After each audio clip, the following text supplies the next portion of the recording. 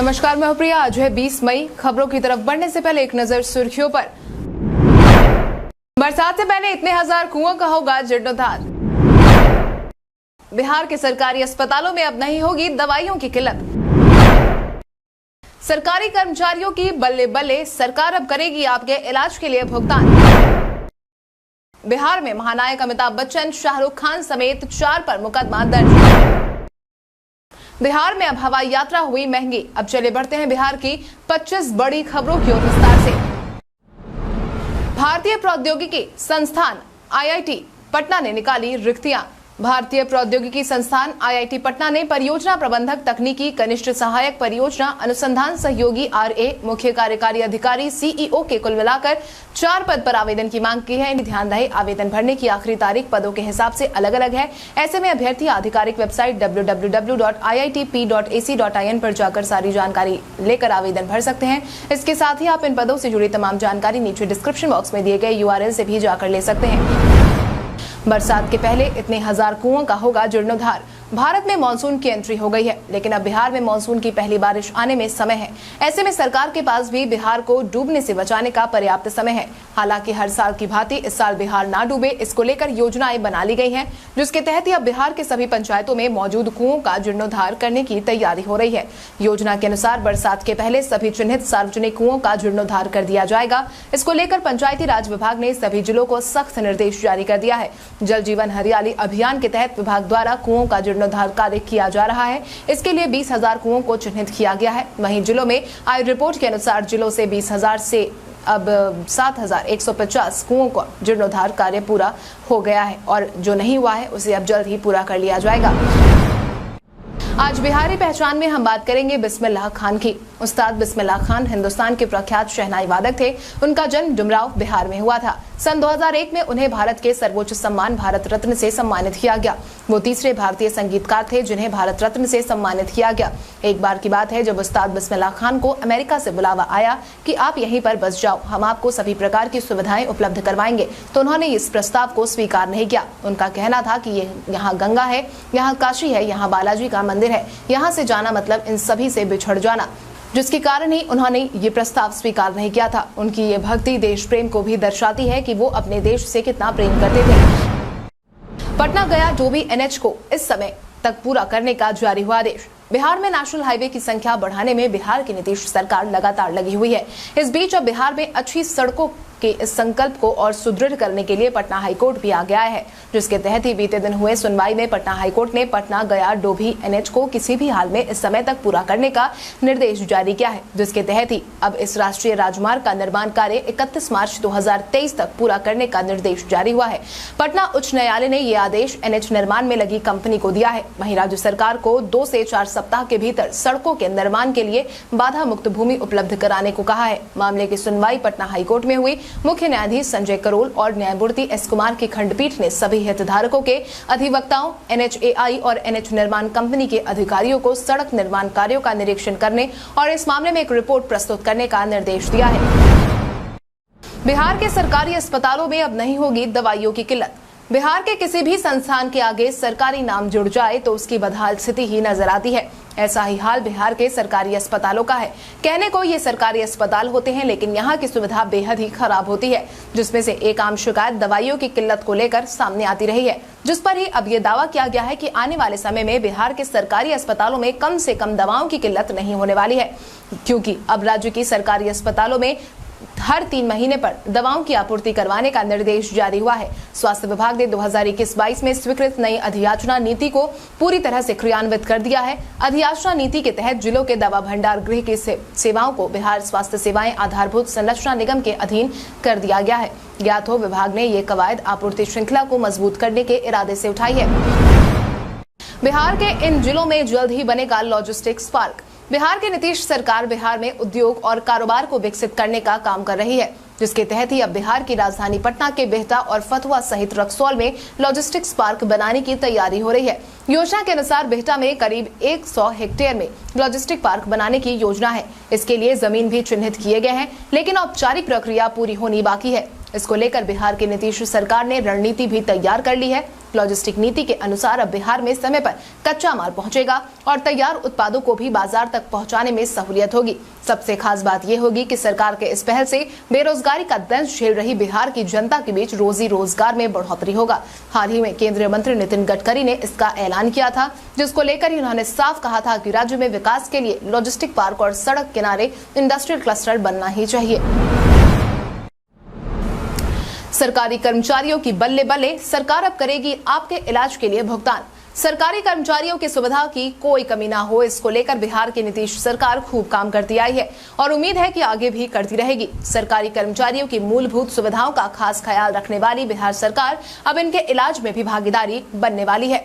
नए आदेश के अनुसार सरकारी और गैर सरकारी अस्पताल में एक दिन के इलाज के खर्च का भी चिकित्सा व्यय प्रतिपूर्ति की जाएगी। इसके लिए भर्ती होने की तारीख और डिस्चार्ज की तारीख और इलाज की विवरणी के साथ डिस्चार्ज टिकट समर्पित करना होगा।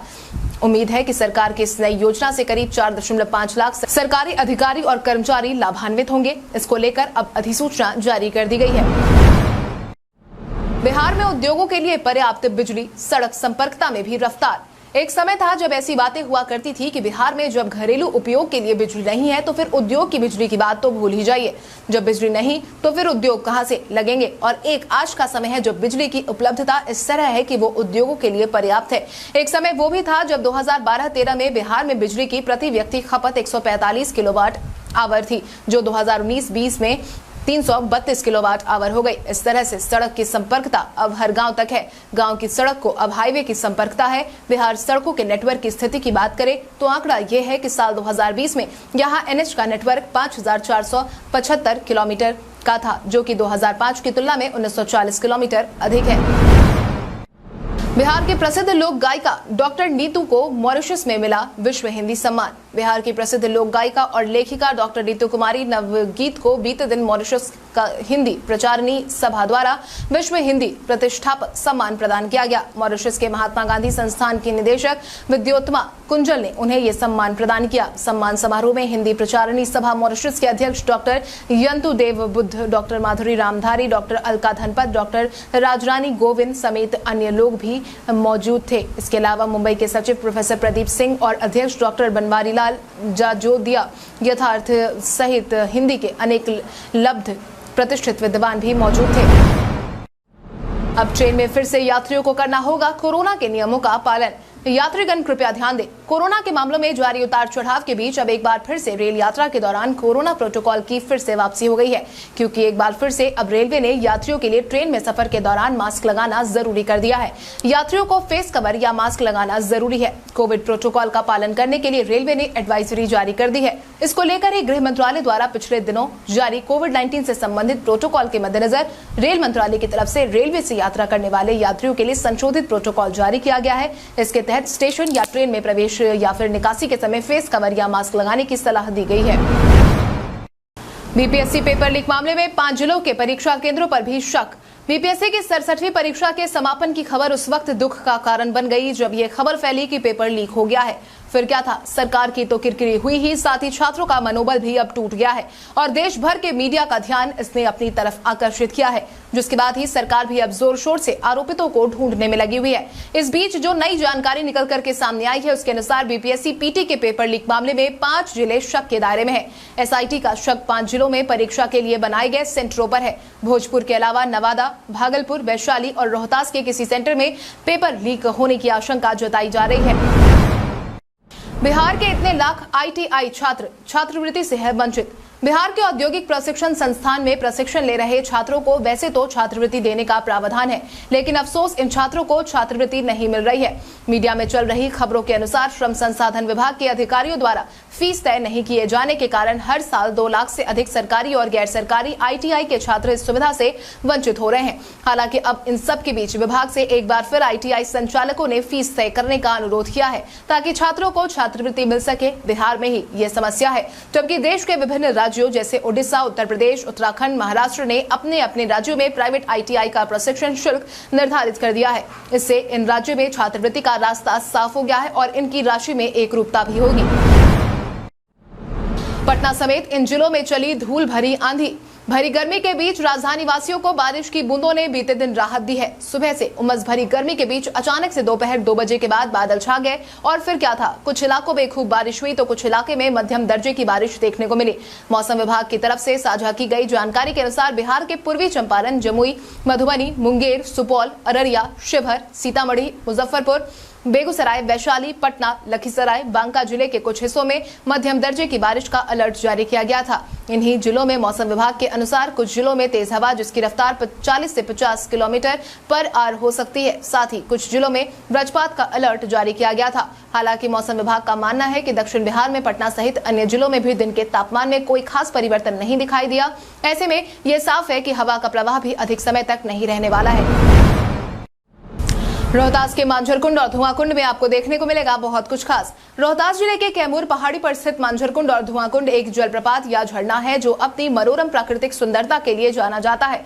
पहाड़ से गिरते पानी को देखना एक अलग ही रोमांचक एहसास होता है और इसी को देखने और प्राकृतिक खूबसूरती का एहसास करने बिहार से ही नहीं बल्कि अन्य राज्यों से भी पर्यटक आते हैं। पर्वत पर काव नदी का पानी एक धारा बनाकर टेढ़े मेढ़े रास्तों से गुजरते हुए मांझरकुंड के जलप्रपात में इकट्ठा होता है। वहीं मांझरकुंड की कुछ दूरी पर 36.5 मीटर की ऊंचाई से गहरी घाटी में गिरने वाले पानी से उठते धुंध को लेकर उस स्थान को धुआंकुंड का नाम मिल गया है। यह स्थान युवा एवं सभी के बेहतरीन पिकनिक स्पॉट है। सावन खत्म होने के तुरंत बाद के रविवार को यहाँ लोगों की भीड़ पिकनिक मनाने के लिए सबसे ज्यादा इकट्ठा होती है। बूंद बूंद पानी के लिए कहीं तरस न जाए बिहार के लोग। बिहार में जिस हिसाब से भीषण गर्मी पड़ रही है उस हिसाब से अब भीषण जल संकट भी देखने को मिल रहा है। क्वालिटी काउंसिल ऑफ इंडिया एवं राष्ट्रीय स्वच्छ गंगा मिशन की तरफ से गंगा के सीमाई क्षेत्र में जलाशयों पर किए गए एक शोध में इसका दावा किया गया है। जारी किए गए रिपोर्ट में राज्य में शुष्क और बंजर क्षेत्र में नहीं गंगा के मैदानी इलाकों में भी जलाशयों के सूखने का रिकॉर्ड बन गया है। बिहार में गंगा नदी के किनारे करीब 35% जलाशय सूख गए हैं। सर्वेक्षण के अनुसार उत्तर प्रदेश के 41%, पश्चिम बंगाल के 17%, उत्तराखंड के 84%, बिहार के 35% और झारखंड के 16% जलाशय सूख गए हैं। रिपोर्ट के अनुसार गंगा नदी घाटी के इन 5 राज्यों में औसतन करीब 38% जलाशय सूख गए हैं। बिहार में जल्द ही सुधरेगी स्वास्थ्य व्यवस्था, होगी इतने हजार स्वास्थ्य कर्मियों की नियुक्ति। बिहार के स्वास्थ्य व्यवस्था का हाल बेहद ही बेहाल है, लेकिन फिर भी बिहार की नीतीश सरकार इस कोशिश में जरूर लगी है कि किसी भी तरह स्वास्थ्य व्यवस्था को पटरी पर लाया जा सके। इसी कड़ी में अब जल्द ही बिहार में 10,000 स्वास्थ्य कर्मियों की नियुक्ति होने वाली है। इसको लेकर स्वास्थ्य विभाग ने कर्मियों की नियुक्ति को लेकर तकनीकी सेवा आयोग को अपनी अनुशंसा भेज दी है। स्वास्थ्य कर्मियों की नियुक्ति को लेकर तैयार प्रस्ताव पर पहले ही विधि और वित्त विभाग की मंजूरी मिल चुकी है। वहीं स्थानीय नियुक्तियों को लेकर सामान्य प्रशासन विभाग की मंजूरी भी दी गई है। ज्ञात हो, सरकारी अस्पतालों में एक्सरे टेक्नीशियन के 8,034 रिक्त पदों और ओटी असिस्टेंट के 1,096 पदों की नियुक्ति को लेकर प्रस्ताव भेजा जा चुका है। कुल 9,130 रिक्त पदों को जल्द ही भरने की तैयारी हो रही है। बिहार में अब हवाई यात्रा हुई महंगी। अगर आप भी आने वाले दिनों में पटना से हवाई जहाज के सफर करने वाले हैं तो आपके लिए हमारी ये खबर बेहद ही खास होने वाली है, क्योंकि अब पटना से सफर करने वाले यात्रियों को हवाई टिकट के दाम में 10% तक की वृद्धि की गई है। ऐसे में अब यात्रियों को हवाई सफर के लिए ज्यादा कीमत चुकानी पड़ेगी। दरअसल पिछले कुछ दिनों से जेट फ्यूल के दाम में बढ़ोतरी हुई है, जिसका असर हवाई टिकट की कीमत पर पड़ने लगा है। कई एयरलाइंस कंपनियों ने पहले टिकट के दाम 5% से लेकर 10% तक बढ़ा दिए हैं। पटना एयरपोर्ट से दिल्ली, रांची और कोलकाता जाने में हवाई किराए में फिलहाल कोई वृद्धि नहीं हुई है, लेकिन मुंबई, चंडीगढ़, हैदराबाद, अहमदाबाद, पुणे और गुवाहाटी की हवाई किराए में 10% तक बढ़ोतरी हुई है। पटना के आईबी ऑफिसर की हैदराबाद में गई जान। उपराष्ट्रपति कार्यक्रम की सुरक्षा जांच के दौरान हादसा। उपराष्ट्रपति एम वेंकैया नायडू की सुरक्षा जांच पटना के आईबी ऑफिसर के लिए काल का गाल बन गई। आज होने वाले उपराष्ट्रपति की बैठक से पहले बीते दिन तेलंगाना पुलिस और आईबी की टीम संयुक्त रूप से यहां उस ऑडिटोरियम की सुरक्षा जांच कर रही थी। इसी दौरान पटना के आईबी ऑफिसर कुमार अमरीश सुरक्षा व्यवस्था की जांच कर रहे थे। इस दौरान उनका संतुलन बिगड़ गया और वो मंच से नीचे गिर गए, जिससे कि उनकी मौके पर ही मौत हो गई। डॉक्टरों ने बताया कि गिरने से उनके सिर पर गंभीर चोट लग गई थी, जिससे उनकी जान चली गई है। आपकी जानकारी के लिए आपको बता दें कि अमरीश आईबी में असिस्टेंट डायरेक्टर के पद पर काम करते थे। वहीं इस घटना का वीडियो भी सोशल मीडिया पर तेजी से वायरल हो रहा है। ज्ञानवापी मामले में जहां भिड़ी एनडीए, तो वहीं नीतीश कुमार ने सवाल से किया किनारा। उत्तर प्रदेश के ज्ञानवापी मस्जिद की आंच अब बिहार में भी आ गई है। यही कारण भी है कि बिहार में इस मामले को लेकर लगातार चर्चाएं तेज हो गई है, जहां एनडीए के ही जामा खान और उप मुख्यमंत्री रेणु देवी इस मामले में एक दूसरे से भिड़ते नजर आए। वहीं इस मामले में नीतीश कुमार से जब मीडिया ने सवाल किया तो उन्होंने कन्नी ही काटी। बीते दिन जब पत्रकारों ने ज्ञानवापी मामले पर नीतीश कुमार की राय जाननी चाहिए तो इस सवाल से कन्नी काटते उन्होंने कहा कि इसमें क्या कोई राय देगा, आप अपनी ही राय रखिए। आपको बता दें कि राज्यसभा उपचुनाव के लिए जदयू की तरफ से अनिल हेगड़े के नामांकन में मुख्यमंत्री नीतीश कुमार पहुंचे थे, जहां पर इन्होंने उक्त बातें कही है। पूर्व सांसद पप्पू यादव को मिली राहत। जहां प्रमुख पप्पू यादव को बीते दिन 2 मामले में बड़ी राहत मिली है। 2 अलग अलग मामलों में पूर्णिया की अदालत पहुंचे पूर्व सांसद पप्पू यादव को जमानत मिल गई है। ये दोनों जमानत ACJM दिव्य प्रकाश ने पूर्व सांसद के वकील मुरारी चौबे की दलीलें सुनने के बाद दी। इन दोनों मामलों में से एक मामला आचार संहिता के उल्लंघन से जुड़ा था। इसके लिए रूपौली थाने में 24 अप्रैल 2009 को कांड संख्या 38/9 के तहत तत्कालीन थानाध्यक्ष विवेकानंद सिंह ने प्राथमिकी दर्ज कराई थी। वहीं दूसरा मामला बनमनखी थाना कांड संख्या 82/13 से जुड़ा था। इस मामले में पूर्व सांसद पर नाजायज मजमा लगाकर मारपीट करने और रंगदारी टैक्स वसूली को लेकर दर्ज था। जदयू नेता RCP सिंह ने नेहरू के खिलाफ दिया तीखा बयान। जदयू नेता और केंद्रीय मंत्री RCP सिंह ने बीते दिन जवाहरलाल नेहरू को देश के प्रधानमंत्री के तौर पर चुने जाने के खिलाफ भारतीय जनता पार्टी के लंबे समय से किए जा रहे दावों को दोहराते हुए कहा कि उन्हें कांग्रेस संगठन में बहुत कम समर्थन के बावजूद ये पद मिला था और ये हमारी पहली गलती थी। इसके साथ ही कांग्रेस पर तीखा प्रहार करते हुए केंद्रीय मंत्री ने आरोप लगाया कि तत्कालीन प्रधानमंत्री इंदिरा गांधी की जान लेने की खबर जानबूझकर कई घंटे बाद बताई गई ताकि उनके बेटे राजीव गांधी को प्रधानमंत्री बनाने की तैयारी की जाए। आपकी जानकारी के लिए आपको बता दें, RCP सिंह ने उक्त बातें वंशवादी राजनीतिक दलों के खतरे पर एक संगोष्ठी के दौरान कही है। भारत के इतिहास में आज की तारीख कई कारणों से दर्ज। भारत के समुद्र मार्ग की खोज के बाद पुर्तगाली explorer Vasco the gamma Calicut तक 1498 में पहुंच गए। विश्व प्रसिद्ध वैज्ञानिक थॉमस एल्वा एडिसन ने 20 मई के दिन ही किनेटोस्कोप का पहला प्रोटोटाइप पेश किया। आज ही के दिन संयुक्त राज्य अमेरिका ने ऑपरेशन रेडविंग में पहली बार हाइड्रोजन बम को प्रशांत महासागर के बिकिनी एटोल नामक जगह पर गिरा दिया था। भारत के पूर्व प्रधानमंत्री और अर्थतज्ञ मनमोहन सिंह जी को देश में अर्थव्यवस्था में किए गए व्यापक सुधार के लिए आज ही के दिन यानी 20 मई को honest man of the year पुरस्कार के लिए चुने जाने संबंधित घोषणा की गई थी। बिहार में महानायक अमिताभ बच्चन, शाहरुख खान समेत 4 पर मुकदमा दर्ज। बीते दिन बिहार के मुजफ्फरपुर CJM कोर्ट में फिल्म स्टार अमिताभ बच्चन, शाहरुख खान, अजय देवगन और रणवीर सिंह पर पान मसाला का प्रचार करने को लेकर मुकदमा दर्ज किया गया है। सामाजिक कार्यकर्ता तमन्ना हाशमी ने यह केस दर्ज कराया है। इस मामले की सुनवाई 27 मई को होगी। सामाजिक कार्यकर्ता इन फिल्म स्टार्स द्वारा किए जा रहे पान मसाला के विज्ञापन से काफी आहत है। तमन्ना हाशमी ने कहा है कि फिल्म अभिनेता अमिताभ बच्चन, शाहरुख खान, अजय देवगन और रणवीर सिंह अपने स्टारडम और पॉपुलैरिटी का गलत इस्तेमाल कर रहे हैं। देश में लाखों लोग उन्हें फॉलो करते हैं और वो गुटखा का प्रचार करते हैं। अब कोई नहीं पढ़ पाएगा पर्सनल व्हाट्सएप चैट। बातचीत करने के लिए और जुड़े रहने के लिए दुनिया भर में व्हाट्सएप का इस्तेमाल धड़ल्ले से किया जाता है, लेकिन कुछ चैट ऐसी होती है जिन्हें हम किसी के साथ शेयर नहीं करना चाहते। कुछ चैट ऐसी भी होती है जिन्हें आप ना सेव करना चाहते ना ही हटाना चाहते हैं। ऐसी स्थितियों में आप क्या कर सकते हैं? आप चाहे तो अपने व्हाट्सएप चैट को छिपाकर या फिर आर्काइव कर सकते हैं। शायद आपको पता ना हो, लेकिन व्हाट्सएप अपने यूजर को एक आर्काइव चैट फीचर प्रदान करता है जो यूजर को बातचीत को बेहतर ढंग से व्यवस्थित करने के लिए अपनी चैट लिस्ट में किसी व्यक्ति या ग्रुप चैट को छिपाने की अनुमति देता है। IPL के 67वें मैच में बैंगलोर ने गुजरात को 8 विकेट से हरा दिया। गुजरात ने RCB को 169 रनों का टारगेट दिया था। बैंगलोर के लिए विराट कोहली ने सबसे ज्यादा रन बनाए। उनके बल्ले से 54 गेंद में 73 रन निकले। वहीं कप्तान फॉफ डु प्लेसी ने 44 रनों की पारी खेली। आखिरी ओवर में ग्लेन मैक्सवेल ने सिर्फ 18 गेंद में 40 रन बना दिए। गुजरात के लिए दोनों विकेट राशिद खान ने लिए। खराब फॉर्म में चल रहे विराट कोहली ने मैच में शानदार बल्लेबाजी की और सिर्फ 54 गेंद में 73 रनों की शानदार पारी खेली। उनके बल्ले से 8 चौके और 2 छक्के निकले हैं। उनका स्ट्राइक रेट 135.18 का रहा। विराट ने सिर्फ 33 गेंद में अर्धशतक जोड़ा था। IPL 2022 में RCB के पूर्व कप्तान के बल्ले से दूसरी 50 निकली। इस सीजन विराट ने अपना पहला अर्धशतक भी गुजरात के खिलाफ बनाया था। कल हमारे द्वारा पूछे गए सवाल का जवाब आप में से बहुत सारे यूजर ने हमें कमेंट करके दिया था, उसके लिए आपका बहुत बहुत धन्यवाद। आप में से जिन यूजर ने हमारे सवालों का सही जवाब दिया है उनके नाम है नुन्नू कुमार, कल्याणी चौधरी, कुश कुमार यादव, प्रिया यादव ऑफिशियल, मुकुंद टेक, संजीत, नीतीश कुमार, ध्रुव कुमार, सत्येंद्र कुमार। आप इसी तरह हमारे सवालों का जवाब देते रहे। हम हर दिन वीडियो के अंत में आपका नाम लेने की पूरी कोशिश करेंगे। तो चलिए बढ़ते हैं आज के सवाल की। और आज का सवाल कुछ इस प्रकार है, आपके हिसाब से बिहार का सबसे साफ सुथरा जिला कौन सा है?